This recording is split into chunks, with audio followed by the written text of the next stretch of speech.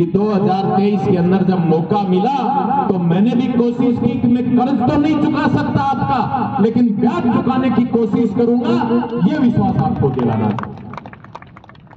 आपने जो आदेश दिया उस आदेश के हम पालन, और वो सर किस काम का जो झुकना नहीं जानता, वो सर किस काम का जो झुकना नहीं जानता हो, वो पेड़ किस काम का जो छाया नहीं दे, और वो व्यक्ति किस काम का जो अपने समाज के लिए, अपनों के लिए लड़ना नहीं जानता हो।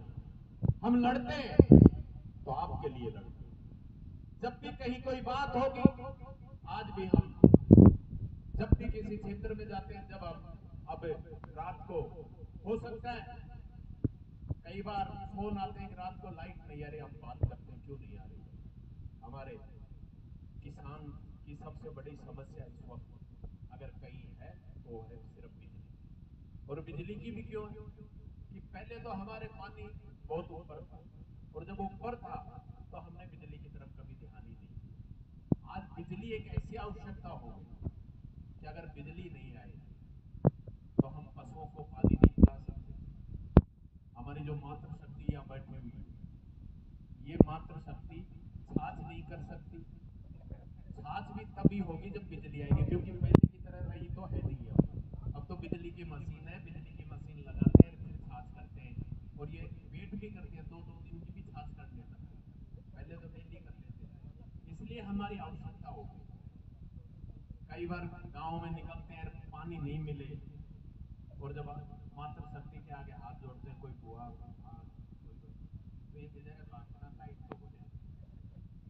मैं एक बात कहना चाहता हूँ, जैसा हो आपके लिए लड़ाई लड़ेंगे, और मैं आज भी कहना चाहता हूँ, हमने कहा ये हमारा अधिकार है कि भारत के अंदर इस लोकतंत्र को मजबूत करना, भारत के संविधान को मजबूत करना, और जो लोग इस संविधान को तोड़ने की बात करेंगे, जो इस संविधान को कमजोर करने की बात करेंगे, तो हम सदैव लड़ने के लिए तैयार हैं, अंतिम क्षण तक उनसे मुकाबला करेंगे।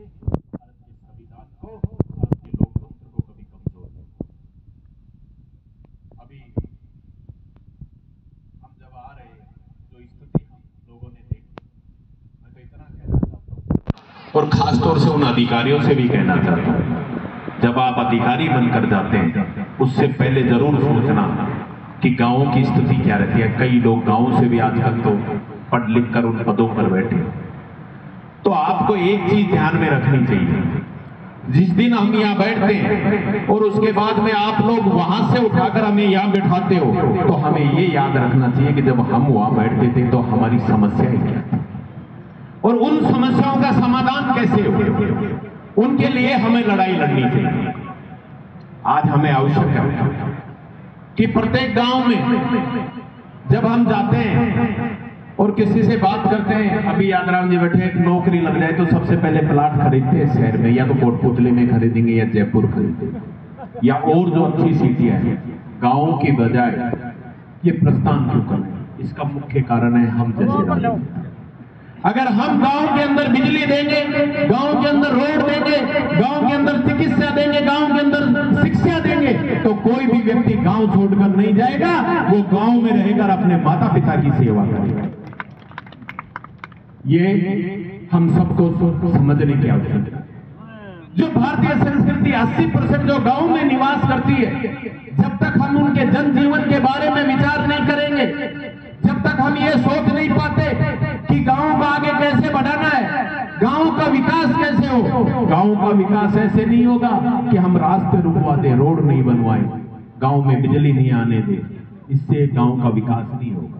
गांव का विकास होगा कि प्रत्येक गांव के अंदर हर व्यक्ति को कम से कम 18 घंटे लाइट मिले प्रत्येक गांव में, तब जाकर हमारे आज युवा पढ़ने के लिए जयपुर जाते हैं। हमने कहा क्यों कोचिंग करते हो तो जयपुर क्यों? कई बार कहते हैं नेताजी गांव में लाइट नहीं आती, हम पढ़ाई कैसे? ये माता पिता को नहीं कह रहे, ये उस राजनेता को कह रहे हैं, उसकी नकारात्मक सोच को कह रहे हैं। अगर नेता होगा तो उन गांव में लाइट दिलाएगा, उन भाइयों के लिए संघर्ष करेगा, जो आपके बीच से निकल कर वो कुर्सी पर जाकर बैठ जाए और कुर्सी पर बैठने के बाद आंख नहीं खोले, वो नेता नहीं, वो कभी जन नेता नहीं बनता।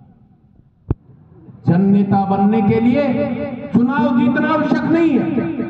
जन नेता बनने के लिए वो कार्य करने पड़ते हैं जो लोगों के दिलों में रहे, जो लोग सदैव जब भी उसको याद करें तो ये कहेंगे हाँ वो